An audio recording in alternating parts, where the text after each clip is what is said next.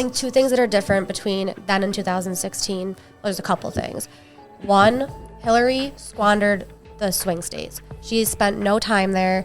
She got too cocky, too comfortable. I think a lot of people did. I know I was 23 back then, I think. I know that I thought there was no way the adults in the room were going to let someone like Trump really become president. Everyone got comfortable. And she didn't go to the swing state. She didn't rally them. There was not as good of a ground game as there is with Kamala right now as far as door knocking and things like that. Second thing is we have now experienced the Trump presidency. Yeah.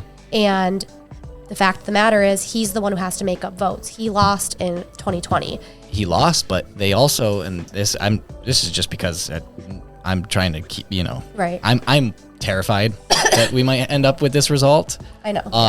A lot of after 4 years of Trump, like he got 20 million more votes. So people didn't decide we don't like him. Mm-hmm. More people showed up. Right. And if people weren't already pissed off about the Supreme Court situation, it's very likely he would have just won re-elect. Yeah. Like if he just held off for one term to pack the court and to pull the gun on Roe, I think he thought if I pull this off, it'll guarantee my re-elect. And it ended up shooting him in the fucking foot nationally. And that's the thing you have to also look at compared to 2016 too is... If anything tanks him, I think that's what does it. It does, because you look at the midterms in 2022. They were expecting a huge red wave because they were expecting people to be pissed off that the election was quote unquote stolen. They were expecting that 20 million more people that voted for Trump to come out and vote in those.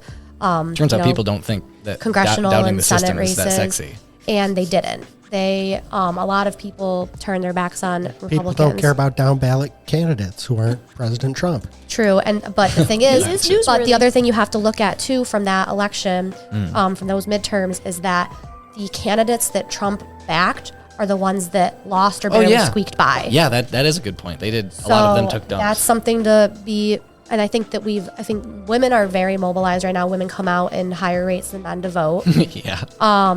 Yeah. And I have some like data somewhere. I saw Ryan Grimm made a tweet. He's like, yeah, I think if it's a contest between men and women showing up, men need like a 10 times advantage to even make it up the ground. Well, because a lot of times I kind of agree. They're managed by their wives in a sense, in a way that if they're not reminded to vote, and maybe some of these women are just saying like, I'm just gonna not remind him to vote or whatever. Yeah. And they also have less to lose. They have nothing to lose really. Yeah. Their lives are gonna be fundamentally, for the most part, unchanged under a Harris or Trump presidency. Yeah. I want to focus on that for one quick second too. I want to touch on big with it because that's one thing that I think that a lot of people kind of forget. And this area around here is largely straight, white men and women in monogamous relationships, usually with a couple kids, bought their own house, and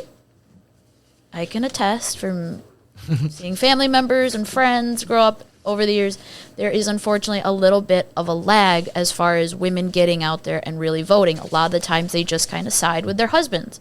And it's like, of all the times to decide about really finding out what is important to a human being on their individual rights and belief platform, this is the election to get out and do it. And the most beautiful thing about the ballot system is that it's all anonymous. I was going to say no one has to know. You can literally go into that box. You can go with anybody you want. You can show up with anybody you want. But as soon as you go in there, you can cast your vote for whoever you believe truly is going to better life for yourself, your kids, your grandkids, all of these people. Like I feel like I'm unfortunately living in a world, and in a very small world right now, where we have completely let go of the concept of voting for other people's best interests and voting for the whole as opposed to yourself. And there is a time to look out for yourself.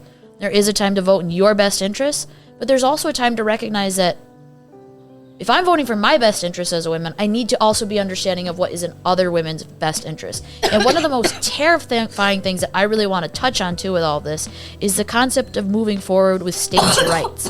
The last time we tried the whole states' rights movement, if people remember, was back during the Civil War, when we were talking about how it was a state's right to choose if they wanted to have slaves.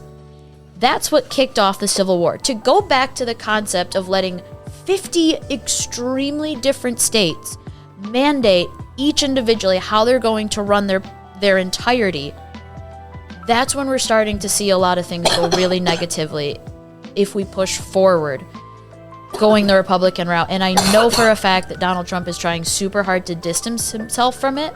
But the fact of the matter is, much like I said earlier, he is a pawn in a much larger push. Yes. In this whole thing. A Christian conservative movement that